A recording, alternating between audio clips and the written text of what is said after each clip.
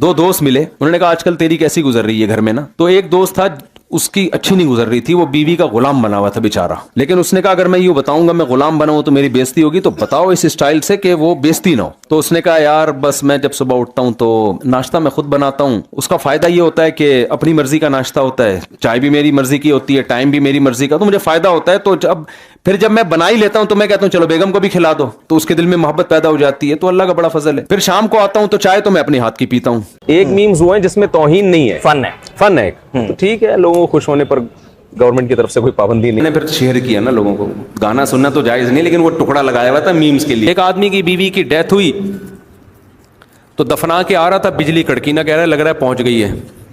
वहां जाके भी एकदम इसने तबाही।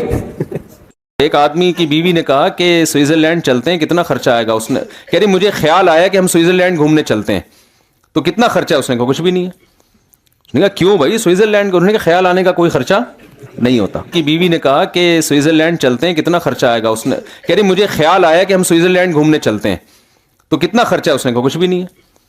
उसने कहा क्यों भाई स्विट्जरलैंड को? उन्होंने कहा ख्याल आने का कोई खर्चा नहीं होता। इस क्लिप में मुफ्ती साहब अपने एक सेंटेंस को इंग्लिश में ट्रांसलेट करते हैं, जैसे कि प्रेसिडेंट को उर्दू में सदर कहते हैं और सदर कराची में एक मार्केट का नाम भी है। जो स्नैचिंग है, मोबाइल, डाकुओं का खौफ, गोली का खतरा, बम फटने का, बम तो थोड़े कम हो गए मार्केट में, लेकिन गोलियां अभी भी दबा के चल रही हैं।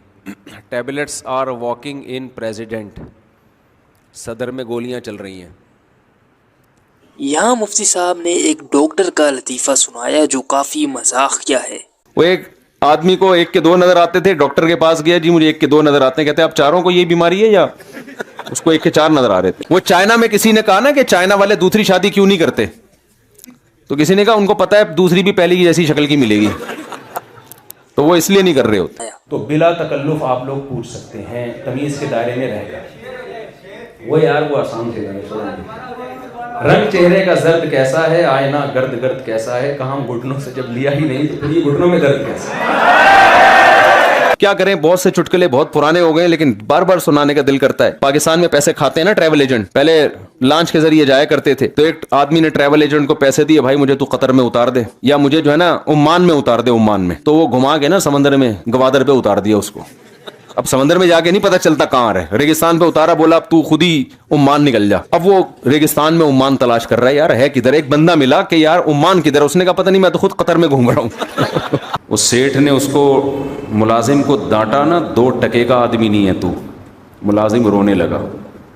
क्यों रो रहा है? कह रहे सर आपने अपनी और मेरी वैल्यू बराबर कर दी है, मुझे गम इस पर हो रहा है कि इस घर में मेरी और आपकी हैसियत। बाज़ लोग बड़े हाजिर जवाब होते हैं।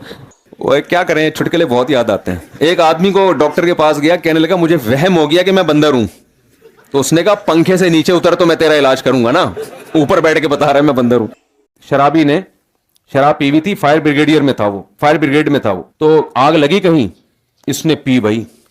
उसने बोला बेटा अब तो जब तक एनर्जी नहीं आएगी ना पब्लिक को बचा नहीं सकूंगा मैं। उस दिन कई भी बोतलें चढ़ाई कि ऐसी की तैसी, आज तो सबको, और गया 20-25 आदमियों को निकाल के बाहर ले आया। और फखर से कह रहा है बताओ ऐसी कुर्बानी किसी ने दी? लोगों ने कहा कमबख्त तू जो फायर ब्रिगेड का अमला था वो सारा निकाल के ले आया बाहर तू। तो एक वो यूट्यूब पे देखा किसी ने किसी खातून को आंटी कह दिया, तो उसने कहा आंटी होगा तेरा बाप।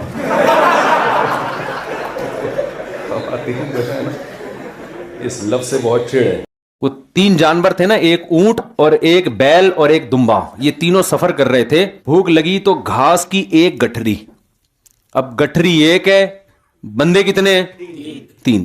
अब तीनों में फड्डा हो गया कि भाई ये गठरी कौन खाएगा। तो दुम्बे ने कहा कि देखो जो हम में सबसे कदीम होना साबित कर देना वो इस गठरी का हकदार है। दुम्बे का ख्याल था मैं इब्राहिम अलैहिस्सलाम के दौर में।